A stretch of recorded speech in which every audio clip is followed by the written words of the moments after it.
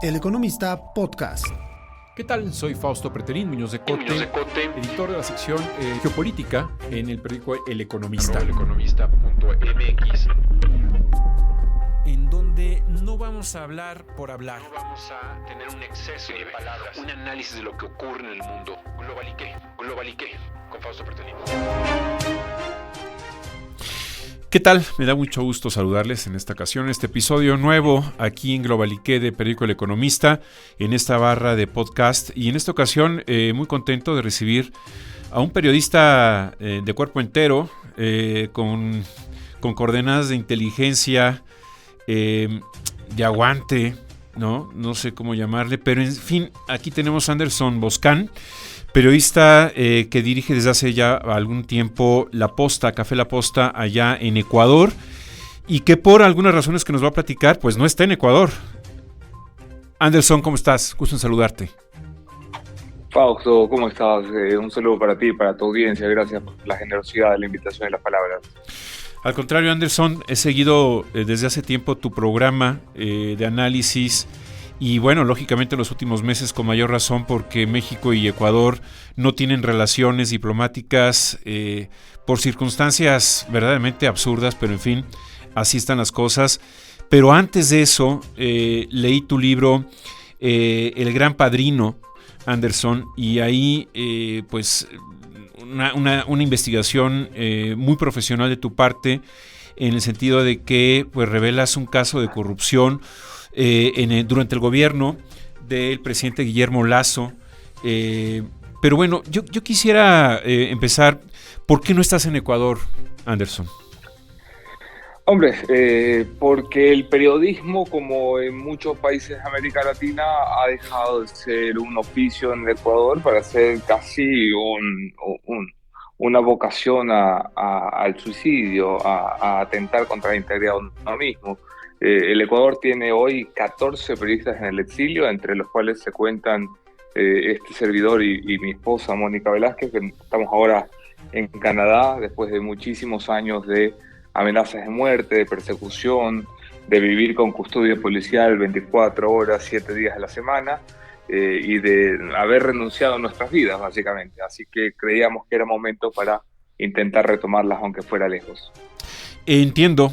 Hay una operación que se llama ¿Qué vaina?, en la que investigaste los pasos de Rafael Correa, el expresidente Correa, allá en Lovaina, en Bélgica, y después haces esta investigación sobre Guillermo Lasso. Eso habla precisamente de que, bueno, pues quien esté alrededor de la presidencia en Ecuador es objetivo de análisis periodístico, y tú has estado ahí puntualmente. Te pregunto mucho por Rafael Correa y Glass, el personaje que estuvo algunas semanas en la Embajada de México allá en Quito. Aquí en México el entonces presidente Andrés Manuel López Obrador, pues recibió a varios personajes cercanos a Rafael Correa, funcionarios que trabajaron con él. Y la retórica aquí del presidente López Obrador o la narrativa de que son perseguidos, que Rafael Correa pues es prácticamente un santo. ¿Y tú qué opinas a este respecto? Bueno, yo soy muy respetuoso de las decisiones que pueda tomar otro país. Yo creo que uno invita a su casa a quien quiera, incluso si son personajes de no tan buenas procedencias y costumbres. Como en este caso los personajes que mencionas. Evidentemente, Jorge Glass, si tenemos que resumir la corrupción del gobierno de Rafael Correa en 2 palabras, esas 2 palabras son Jorge Glass. Era el emblema visible del manejo de los sectores estratégicos.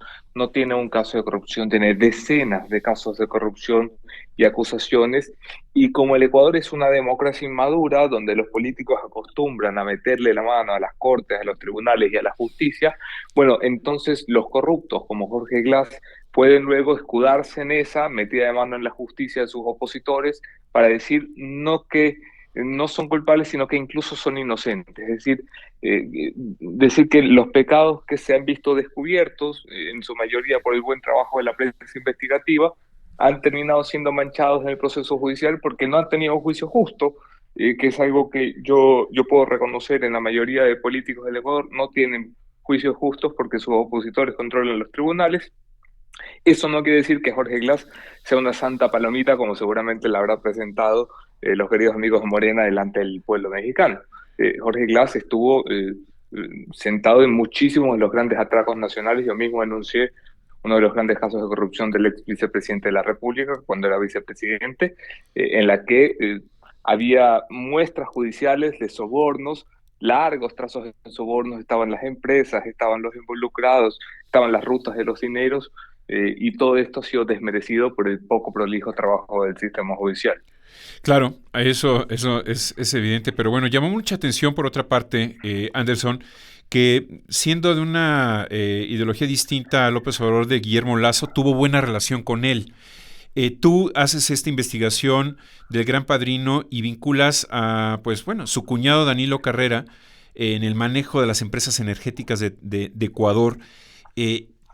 A través de esta investigación, de alguna manera, lo que genera es este juicio que intentan hacerle a Guillermo Lasso desde el Congreso, y él oprime el botón en donde prácticamente desmantela su presidencia y la Asamblea.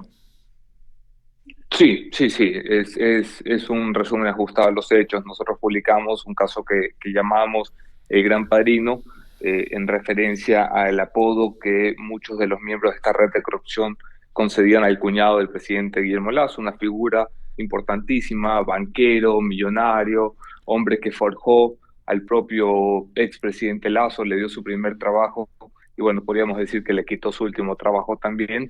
Y cuando esta red se hace pública, en gran parte por el trabajo que hicimos, genera un nivel tal de indignación, de polarización, que el presidente es llevado a juicio político. Era el primer presidente en ser llevado a juicio político en casi 200 años.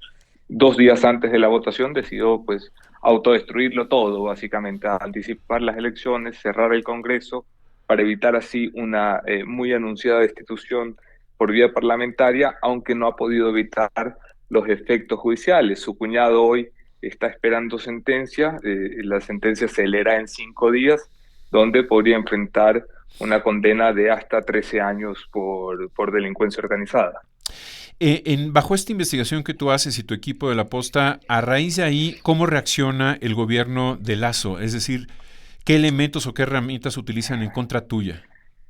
Mira, claro, es muy decidido. Yo venía de un background de periodista muy crítico con el correísmo, muy, muy visiblemente crítico con el correísmo, ¿no? Hay seguramente el equivalente en otros países, como la nata lo fue con el kirchnerismo, sin tener nosotros las habilidades que tiene Jorge en la Argentina, o como Loret de Mola lo fue con el propio Andrés Manuel López Obrador. Entonces, cuando llega el lacismo al poder, se entendía que nosotros íbamos a dejar de ser incómodos con el poder, porque así ha funcionado siempre el periodismo de Ecuador, militando de una orilla y dejando de hacer periodismo con la orilla cercana.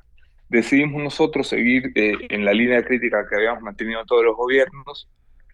Llegamos a este caso de corrupción, y el gobierno de Lasso, que había prometido como una de las principales banderas ser tolerante con la prensa, pues emprende cadenas donde directamente el presidente de la República nos insultaba, nos imputaba delitos, persecución de todo tipo, hostigamiento a nuestros clientes, persecuciones policiales, físicas, amedrentamientos, amenazas. Mis hijas empiezan a ser seguidas cuando van a la escuela, yo recibo fotos de mi familia, al punto que finalmente, unas cuantas semanas atrás, descubrimos un informe policial que fue hecho durante el gobierno del presidente Lasso, en la que se siguió a toda mi familia para identificar sus rutinas, y este informe con sellos policiales fue encontrado en el teléfono de un narcotraficante asesinado, vinculado a una de las personas cercanas al expresidente Guillermo Lasso. Claro, o sea, un giro completo de la imagen de un demócrata a un caudillo cualquiera de los que suele controlar los países de nuestra región. Claro, y entonces tú y tu esposa Mónica Velázquez dejan Ecuador en julio del 2023 por amenazas no necesariamente del gobierno, sino del crimen organizado, de la mafia albanesa. Correcto, sí. Nosotros habíamos exhibido cómo la mafia albanesa donó plata a la campaña del expresidente Lasso, y a cambio de eso recibió favores políticos y en el 2023 tuvimos una temporada en la Argentina y en México, donde finalmente nos quedamos gran parte de ese tiempo fuera del Ecuador, hasta que el hoy presidente Daniel Noboa insistió en que probáramos, intentáramos una vuelta bajo protección del Estado ecuatoriano que, visto lo visto, no funcionó por las profundas vinculaciones de la policía con el crimen organizado, y hace 3 meses tomamos la decisión finalmente de asilarnos en Canadá, donde, bueno, está nuestro proceso en curso. Mencionas al presidente Noboa. Ayer o esta semana entrevistaste a la vicepresidenta Verónica Abad. Me sorprendió mucho, Anderson, las respuestas que da ella en el sentido de desde que el minuto uno el gobierno de Noboa pues prácticamente la saca del país y la manda a Israel en una misión pues surrealista, como diciendo vas a negociar o vas a mediar entre israelíes y palestinos. Y decía, pues no entiendo por qué la razón. ¿Tú, tú también has tenido ya una mala relación con el presidente Noboa? No, no, no, yo sigo teniendo, a pesar de que hoy estemos distanciados, tenemos una sana relación personal, diría yo, más allá de la relación entre periodistas y políticos. Ajá. Le tengo mucho respeto y valoro las ofertas que hizo para mi familia en cuanto a la seguridad del Estado, pero eso no quita que yo creo que tiene unos excesos que son impropios de un jefe de Estado. Lo que ha hecho con la vicepresidenta es indescriptible. No encontramos en la historia ecuatoriana, que ha tenido muchísimos casos de presidentes y vicepresidentes que se han llevado mal, al punto que en los libros de historia ecuatorianos recogen una famosa frase con la que uno de nuestros presidentes se refirió al cargo de segundo mandatario, diciendo no son más que conspiradores a sueldo. Ha habido siempre riñas entre nuestros primeros mandatarios, pero a este punto de violencia, de humillación al que ha sometido a la vicepresidenta Abad, de mandarla a decenas de miles de kilómetros a un lugar donde no tiene nada que hacer, a un rol de embajadora que no le corresponde a su cargo, a un país en mitad de un conflicto bélico, además, Sí. exponiéndola lejos de su familia, de sus hijos, que además son pequeños, menores de edad. No, es algo que no tiene precedentes y que no tiene justificación. Para tener un entorno aquí a los amigos que nos escuchan, Verónica Abad, siendo vicepresidenta, tendría que sustituir al presidente Noboa prácticamente ya, porque él va a buscar la presidencia de Ecuador, las elecciones son en el mes de enero, él de alguna manera llega durante el último año de Guillermo Lasso, precisamente porque Lasso oprime este botón nuclear de la Asamblea y de la Presidencia, es decir, tiene que salir precisamente por todos los problemas que se le venían encima, y ahora el presidente el presidente Noboa busca la presidencia, y el primer minuto de su gobierno, hace ya casi un año, en diciembre si no mal recuerdo, manda a la vicepresidenta Verónica Abad, pues muy lejos de él, precisamente en el conflicto bélico de Israel y Palestina, en una situación muy compleja, ella sin tener un perfil de diplomática, y ahora la manda a Ankara, y tarda, me parece, Anderson, una semana creo que en llegar a Turquía, y a partir de ahí el Ministerio del Trabajo, si no me recuerdo, le levanta Sí, una queja administrativa en donde la suspenden algunos meses, y con eso la llevan al barranco, es decir, ya no es vicepresidenta y no va a es, sustituir a Noboa. es tan grave como lo describe Fausto, y yo agregaría algunas cosas más para el contexto internacional. La primera de ellas es el vicepresidente ecuatoriano es un sirviente del presidente de la República. El artículo 149 de la Constitución, si la memoria no me es infiel, dicta que las funciones del vicepresidente serán cualesquiera que el presidente considere. Es decir, el presidente le puede poner cualquier tipo de tarea. En Ujú. este caso escogió enviarla a miles de kilómetros. Pero no solamente usó esa atribución constitucional el presidente de la República, sino que al margen de la Constitución decidió que es posible que un subalterno de la vicepresidenta, es decir, la ministra de Trabajo, que está muy por debajo en la línea de sucesión, tenga la capacidad, que no tiene ni legal ni constitucional, de sancionar a la vicepresidenta. E inventaron, acomodaron toda la normativa ecuatoriana para esto que no tiene precedentes, donde se inhabilita, porque no se la podía destituir, y tampoco se le puede inhabilitar, pero lo han hecho a la vicepresidenta para poder reemplazar al presidente, que es su única tarea constitucional realmente. Y lo han hecho con un efecto, dices, para evitar que ella tome el poder momentáneamente, porque el presidente Noboa debe de dejar Carondelet el 5 de enero y esperarse muy probablemente hasta finalizada la primera vuelta, y si existe un balotaje, una segunda vuelta, volver a encargar, por lo que Verónica Abad, entre idas y venidas, podría ser presidenta de la República alrededor de 50 días, que son más que suficientes para desbaratar muchos de los planes del presidente de la República, incluso hacer la oposición desde el poder o cortar la posibilidad de colaboración del poder en la campaña del presidente Noboa. Lo que ha hecho es un grito desesperado por no tener a su principal enemiga política al frente del gobierno que él hoy dirige. Claro, y hoy, por ejemplo, publica el periódico El País de España una entrevista con ella, con la vicepresidenta, bueno, ex vicepresidenta, no sé cómo llamarla, Verónica Abad, y ella lo califica como un dictador. Yo quisiera preguntarte, Anderson, esta decisión que tomó el presidente Noboa de asaltar la Embajada de México para, pues, sacar, prácticamente cargando a Jorge Glass, ¿no? Y llevarlo a la cárcel. Algo que ni siquiera Nicolás Maduro, un dictador, bueno, pues que presume ser dictador, no ha hecho con algunos venezolanos que están dentro de la embajada ahora de Brasil y que antes estaban en la de Argentina. Eh, ¿Por qué esa actitud de Noboa cuando yo lo escuchaba hace más de un año? Pues tenía la idea de que era un personaje que iba a llegar al mando de Ecuador en una situación muy complicada de corrupción de Jorge Glass, de narcotráfico. ¿Y por qué esa mutación de un personaje ahora totalmente intolerante? Digo, yo no defiendo a Jorge Glass, pero la forma en que lo sacan de la Embajada de México es, desde el punto de vista del derecho internacional, improcedente, ilegal. Sí, sí, no, yo coincido con tu lectura, Fausto. Yo creo que el presidente ganó las elecciones con una máscara, y hoy hemos visto su verdadera cara. La máscara que presentó era la de un discurso en el que él decía: yo no soy anti nada. Es decir, no estaba en contra del correísmo, no estaba en contra de la derecha, no estaba en contra de los movimientos sociales. Él venía a proponer algo para construir un país en conjunto. En el camino le toca dar esta vuelta a hombre duro, porque el escenario de violencia interna exigía una figura que además ha ido cobrando mucha fuerza por América Latina, que es la figura de un Bukele, ¿no? Un Sí. hombre de mano fuerte que puede imponer, que puede disponer, que puede carajear y obtener resultados.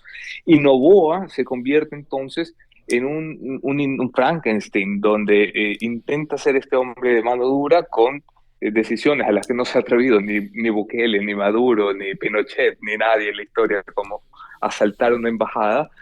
Hace una detención ilegal de Jorge Glass, una detención que seguramente nos costará luego, más allá de lo que nos ha costado reputacionalmente, nos costará muchísimos juicios y reparaciones a una persona que es un delincuente, que por otras vías pudo haber llegado a la prisión y que hoy será beneficiado de estos exabruptos. Pero más allá de eso, se convierte en un presidente que se pelea con el resto del planeta. Su principal contendor en el espectro del centro de la derecha, Jan Topic, fue descalificado la semana pasada por una movida en el Tribunal Contencioso Electoral que suponemos fue controlada por Carondelet. Es decir, despejó el camino antes de las elecciones a una de sus principales competencias. Se sobrepasó con su vicepresidenta, la descartó, yéndose contra la Constitución, porque le salió, y ha empezado a mostrar esta faceta. No es un dictador como lo exagera la vicepresidenta Abad. Yo creo que es un niño rico autoritario, ¿sabes? Es una Ujú. persona que está probando las mieles del poder, y en un país sin institucionalidad, sin un sistema de justicia que controle al Ejecutivo, pues ha encontrado a sus anchas cómo actuar de forma autoritaria. Ahora, él es un personaje que le cuesta la comunicación, ¿no? No se le da con facilidad el poder opinar en los medios, explayarse en las entrevistas, y eso de alguna forma lo convierte en un personaje más duro, ¿no? Sí, su primer discurso a la nación duró 7 minutos y 30 segundos. Fue el discurso inaugural, es el discurso inaugural más corto de la historia de los presidentes ecuatorianos. La comunicación nunca ha Sí. sido su fuerte. Pero bueno, yo creo que uno no escoge presidentes para comunicar, aunque está entre los requisitos, uno los escoge para solucionar. Y ahí es donde están mis preocupaciones, porque si no comunicas, por lo menos solucionas, pero si no comunicas y no solucionas, entonces la cosa se pone muy complicada, y el Ecuador vive hoy una triple crisis de seguridad, de energía, con apagones de hasta 14 horas al día, Sí. y además económicas. Claro, digo, me sorprende porque, bueno, en México López Obrador hablaba entre 2 y 3 horas diarias. Entonces, bueno, él tenía un exceso de palabras, pero eso me llamaba mucho la atención. Anderson, hay una mexicana funcionaria ya en el gobierno que es Mónica Palencia. ¿Qué rol Sí. juega Mónica Palencia? Tenía a priori una idea de que es una mujer fuerte que iba a tener mucho poder dentro del gobierno. ¿Es así o no fue así?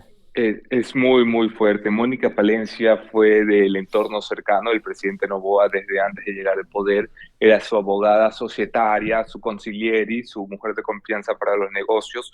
Cualquier cita con el presidente, y yo acudía muchas antes de que él lo fuera, tenía en la mesa a Mónica Palencia como su consejera principal.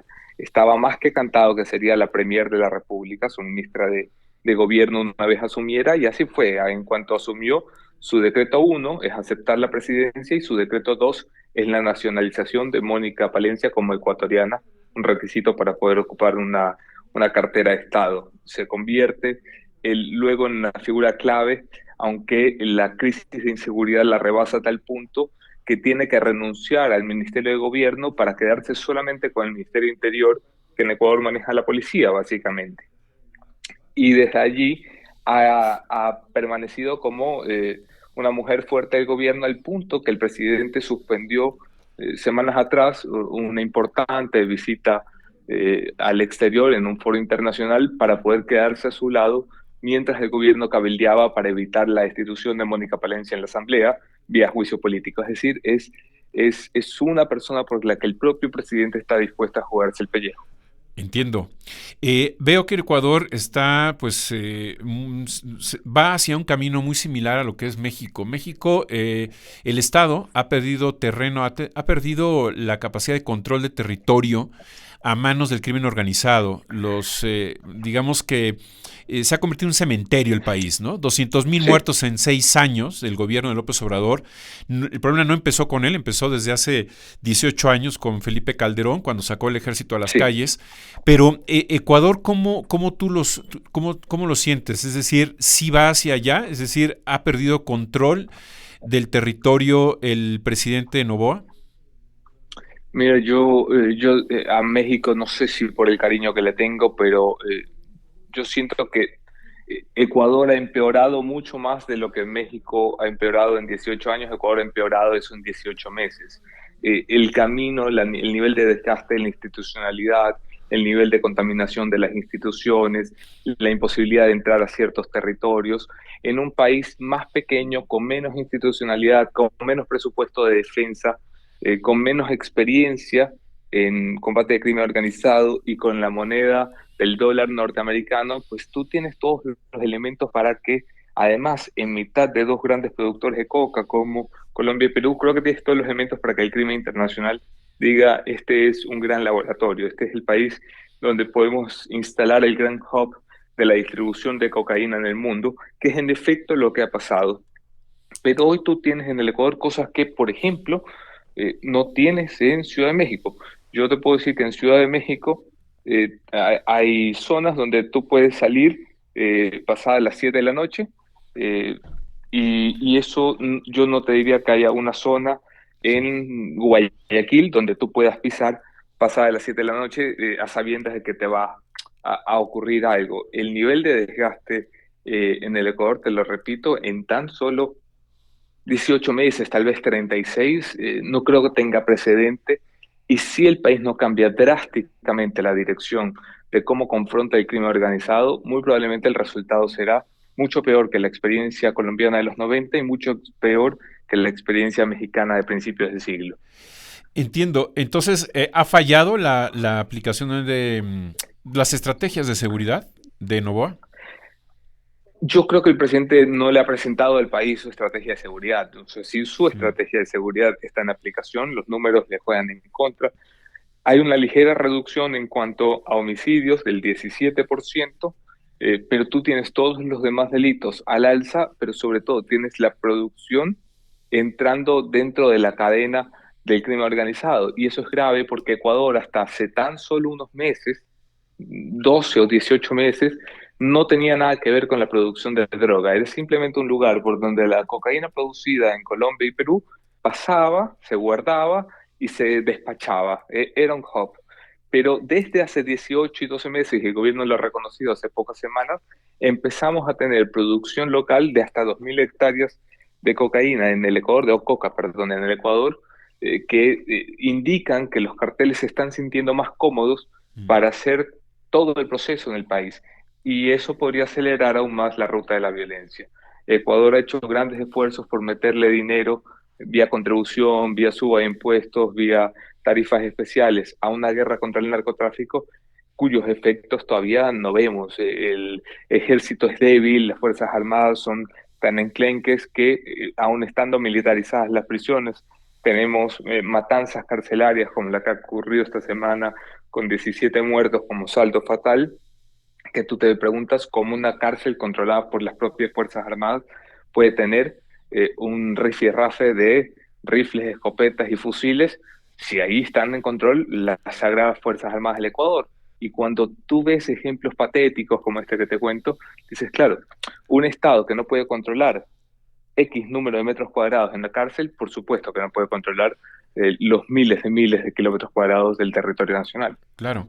Ahí hay que decir a los que nos escuchan que está presente grupos del Chapo Guzmán, del Jalisco sí. Nueva Generación y la mafia albanesa, ¿verdad, Anderson? Son Jalisco, Sinaloa y la mafia albanesa son los principales grupos o cárteles internacionales con presencia en el Ecuador, efectivamente. Qué lástima porque México y Ecuador no tengan relación diplomática porque tendrían que estar trabajando codo a codo, pero bueno, esos son ya decisiones totalmente absurdas que ocurrieron ya en el pasado.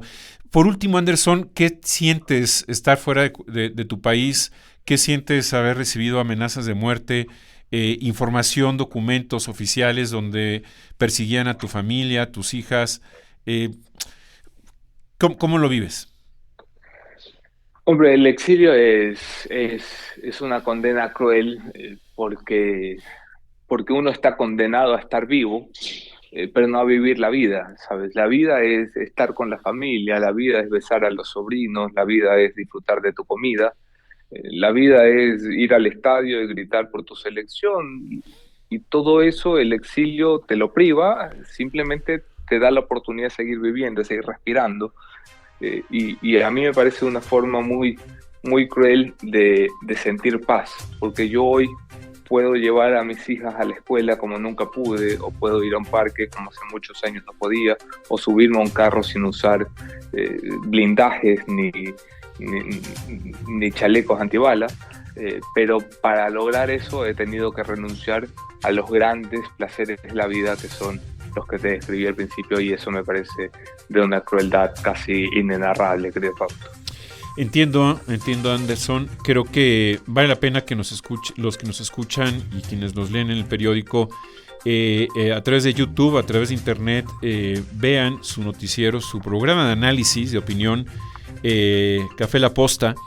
Es un ejercicio de investigación siempre interesante. También a Luis Eduardo Vivanco, a quien conozco y le mando un gran abrazo. Pues Anderson, yo te agradezco. No sé si quieres agregar algo más que te interese, pues dejar de manera explícita tus palabras. Hombre, nada, mi agradecimiento por la invitación, mi cariño enorme al trabajo que haces y a espacios como estos, y bueno, mi sentimiento siempre de estima para con México, que yo sé que las relaciones diplomáticas hoy no solo no son las mejores, sino que son inexistentes, pero lo bueno de los países es que los gobiernos no hacen más que estorbar, es decir, la relación de México con el Ecuador va muchísimo más allá de lo diplomático. Tenemos una relación histórica, yo creo que un cariño profundo por todas las tradiciones mexicanas en el Ecuador, y sin duda cuando la política se calme y las cabezas se enfríen, las cosas volverán a funcionar como deben. No tengo la menor duda, Anderson. Anderson Boscan, te agradezco mucho, te mando un gran saludo y que que algún día sí vas a regresar a Ecuador seguramente. Te mando un abrazo. Otro de vuelta, muchas gracias. Gracias. Muchas gracias, los saluda Fausto Pretelín y los invita a que escuchen el podcast o varios de los que tenemos aquí en el periódico El Economista. Gracias, hasta la próxima.